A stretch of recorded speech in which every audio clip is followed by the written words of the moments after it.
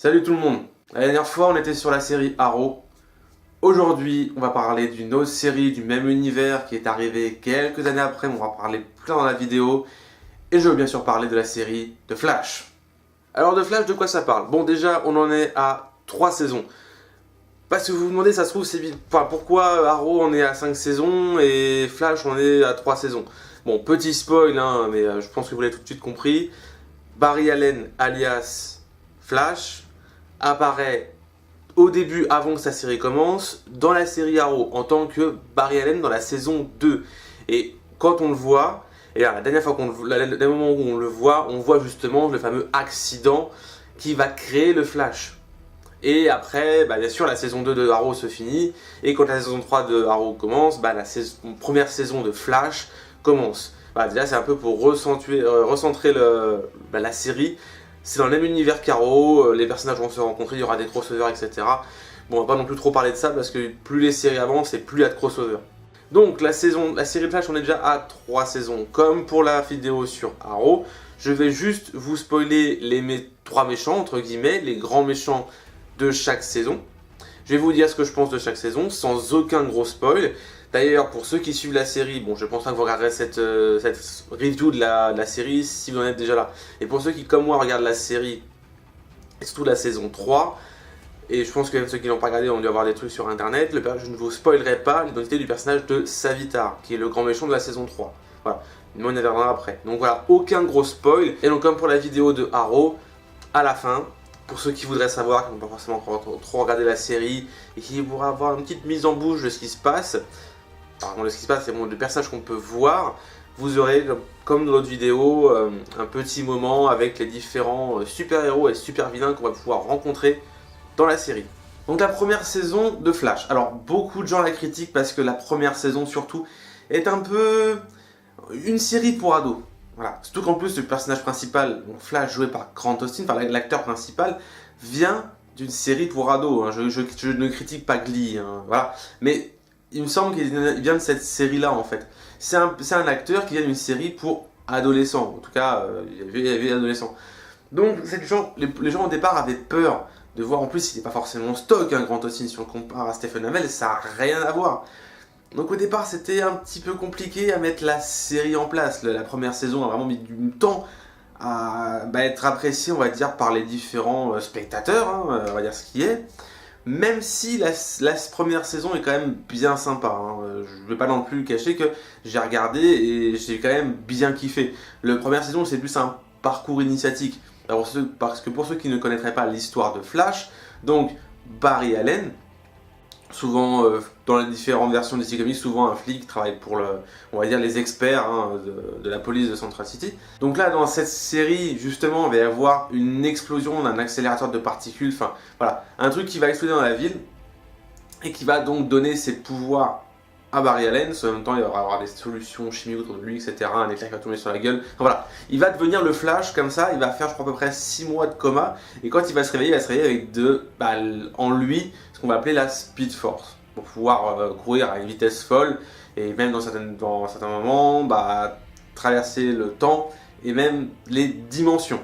Voilà. Et ça, on verra peut-être un peu plus tard, et c'est plus par rapport aux comics que je vous parle de ça. Donc la saison 1 est un parcours initiatique, on voit vraiment l'évolution de Barry Allen, il apprend ses pouvoirs avec différents personnages, hein. Je ne vais pas non plus trop vous spoiler, mais concrètement les personnages qui sont importants sont son père adoptif, la fille de ce mec-là, 2 chercheurs de Star Labs et le grand chercheur en chef de Star Labs. Voilà. C'est un peu les 5 personnes qui vont graviter autour de Barry Allen pendant cette saison.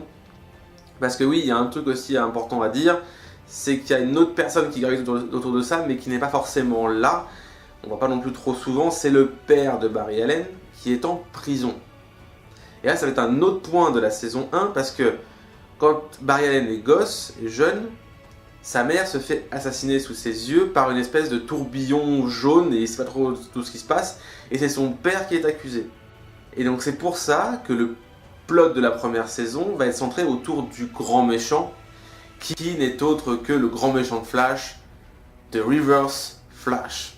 Donc en plus d'apprendre tous ses pouvoirs, il va également chercher à savoir donc qui a tué sa mère et qui est cette personne réellement pour pouvoir justement libérer, enfin innocenter son père et le libérer. Bon, on va rencontrer plein de personnages, ça va vraiment être une saison par étapes, appréciable sans nul doute. C'est pas la meilleure saison de la série Flash, mais c'est pas non plus, enfin c'est pas un navet, c'est pas un déchet, je veux dire, pour comparer à la saison 3, enfin plus à la saison 4 de Arrow, c'est quand même un cran au-dessus. C'est une série qui se laisse regarder. Par contre, vous allez voir qu'en termes de couleur, en termes de teinte, c'est beaucoup plus coloré. Il y a des pouvoirs dans tous les sens. C'est pas du tout rationnel. Je veux dire, les gens qui font la série Arrow pour le côté très rationnel, très sans super pouvoir, là il y en a partout. Et on voit des super-héros dans tous les sens.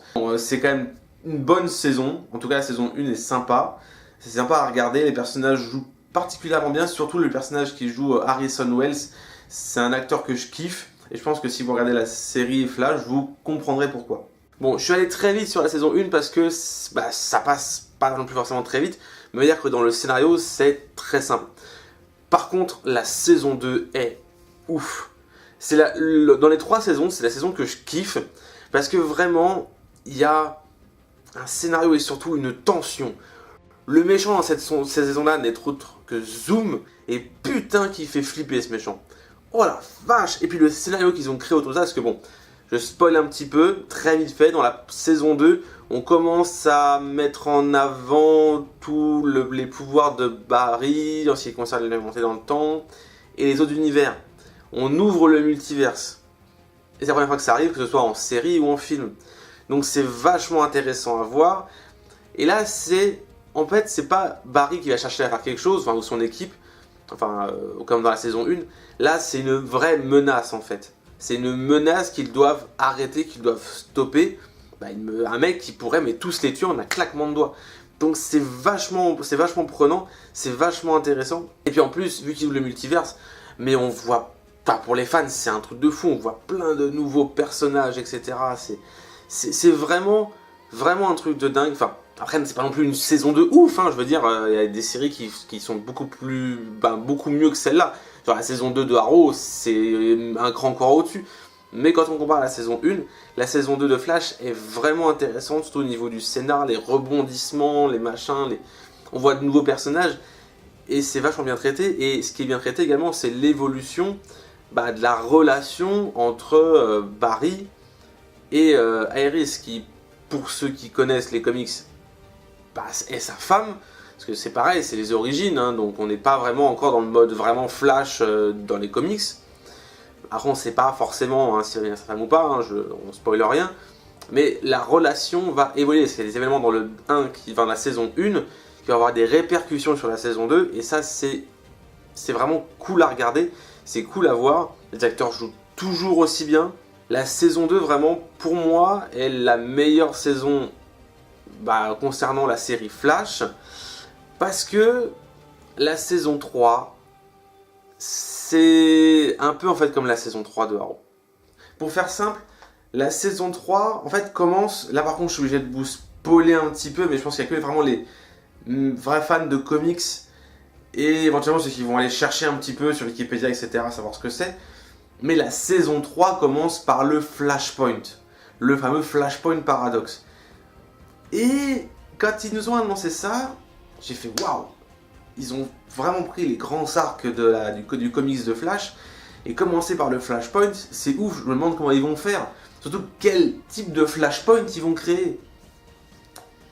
Et j'ai été déçu parce qu'en plus ils l'ont pas exploité à fond.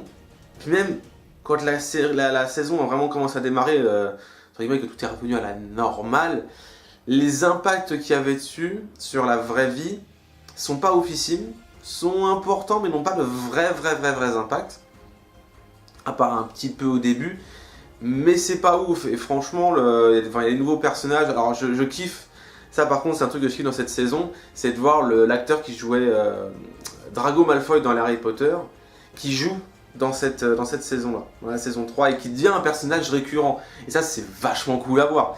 Mais je sais pas, il manque un truc à cette saison, même si le méchant, là pour cette fois-ci, est Savitar, comme je dis au début, pour ceux qui voudraient le connaître. il manque quelque chose à cette saison. Il part trop sur le crossover, il s'implique trop là-dessus.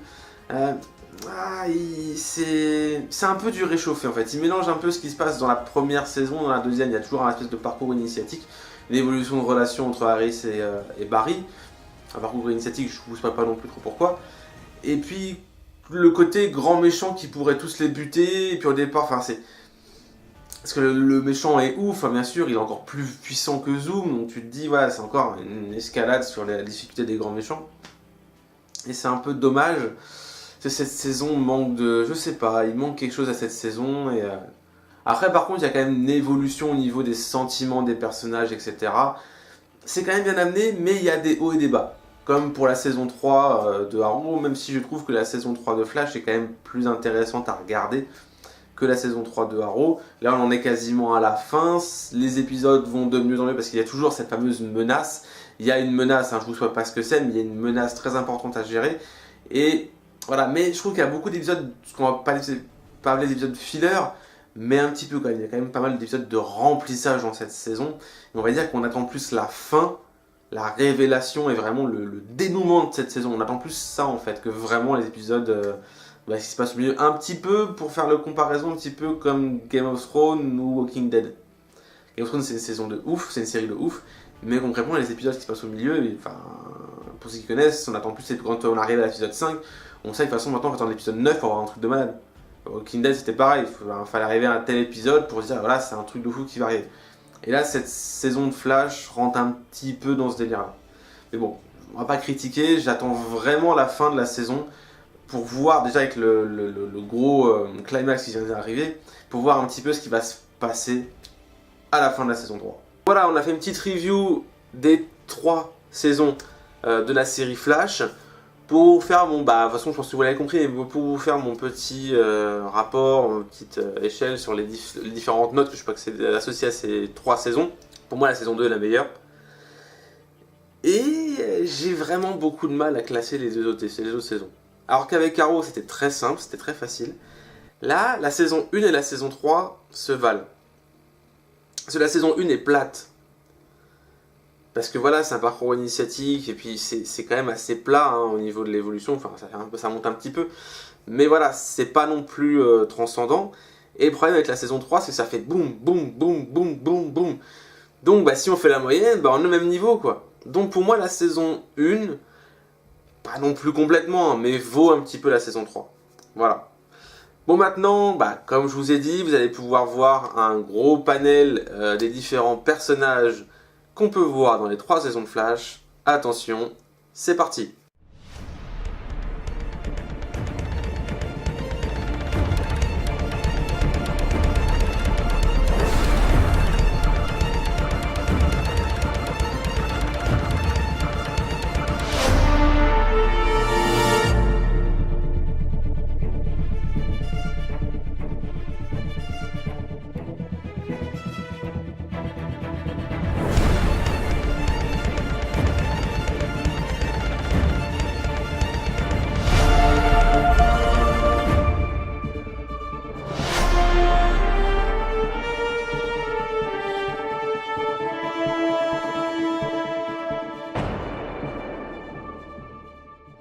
Voilà, vous avez vu, il y a beaucoup de couleurs, il y a beaucoup de personnages, et encore je suis sûr que j'en ai pas mis, c'est pas tous mis dedans, sachant que je mets de côté tous les personnages qui sont issus de crossover, comme vous avez vu dans la vidéo sur Arrow, justement Arrow, Atom, Supergirl, etc., etc. Tous les personnages que j'ai pu mettre dans la vidéo sur Arrow se retrouvent des fois dans la série Flash.